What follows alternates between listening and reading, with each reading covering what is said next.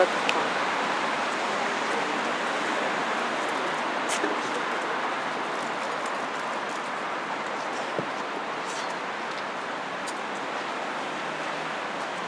Mesdames, Messieurs les parlementaires, Mesdames, Messieurs les élus, Monsieur l'adjoint du chef d'état-major particulier du président de la République, Monsieur le président de la Maison des agriculteurs et des Français d'Afrique du Nord, Madame la présidente du groupe de recherche des Français disparus en Algérie, Mesdames et Messieurs les représentants d'associations du monde combattant, chers porte-drapeaux, c'est un jour qui ne ressemble à aucun autre.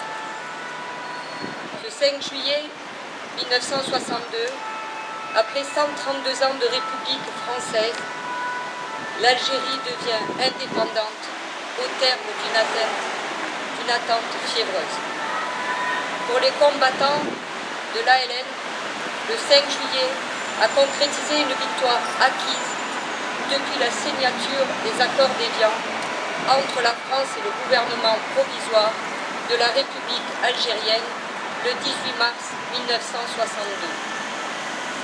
Mais tous les habitants d'Algérie n'ont pas vécu cette journée particulière de la même manière. Le 5 juillet, à Oran, l'indépendance a affiché un visage plutôt sombre et tragique. Tandis que la population célèbre une indépendance qu'elle espère annonciatrice de jours meilleurs, le cours de l'histoire va dérailler. Dans une ville où les communautés musulmanes et européennes vivent désormais coupées l'une de l'autre, les mois de terreur engendrés par les affrontements perpétuels entre les commandos de l'OAS et les Yafidines du FLN, une fusillade éclate d'abord, mis sur le compte de l'OAS.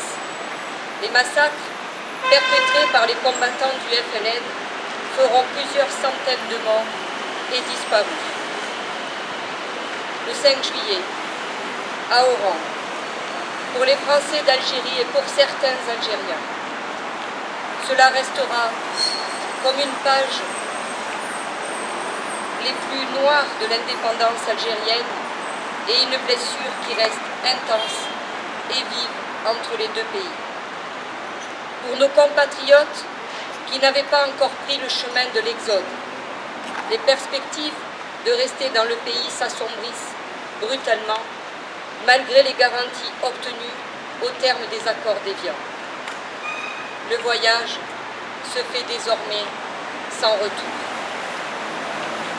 Cette histoire de déracinement et d'exil, les Pieds Noirs la partagent douloureusement avec ceux qui, parmi les harkis, ont réussi à fuir vers la France.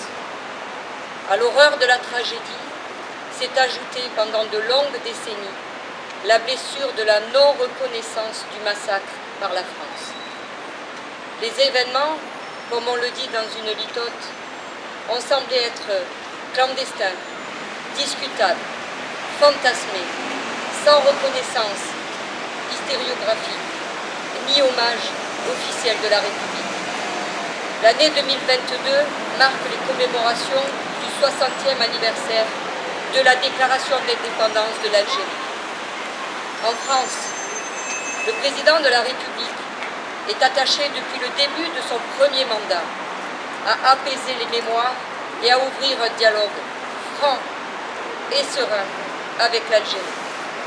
Après 60 ans d'occultation par les pouvoirs publics, le président de la République Emmanuel Macron a déclaré le 26 janvier 2022 devant les associations de rapatriés que le massacre du 5 juillet 1962 à Oran, qui toucha des centaines d'Européens, essentiellement des Français, devait être reconnu.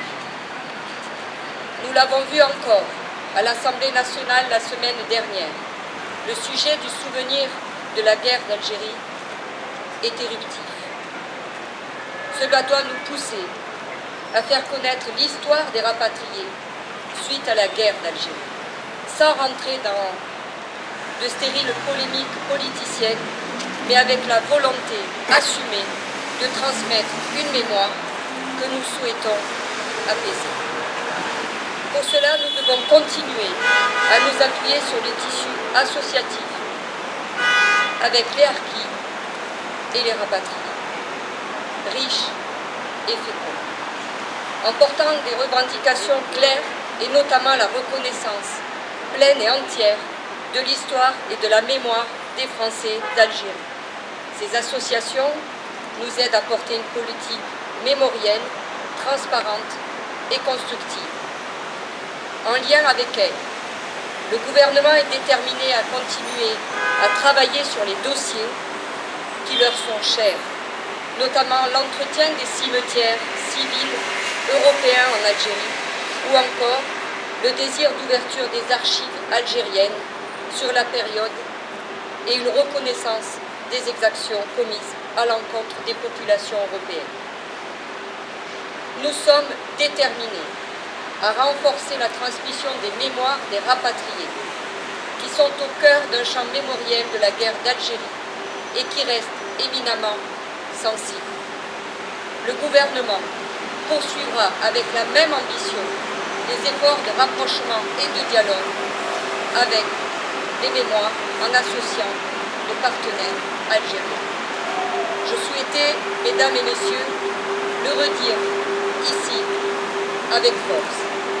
Vive la République, vive la France.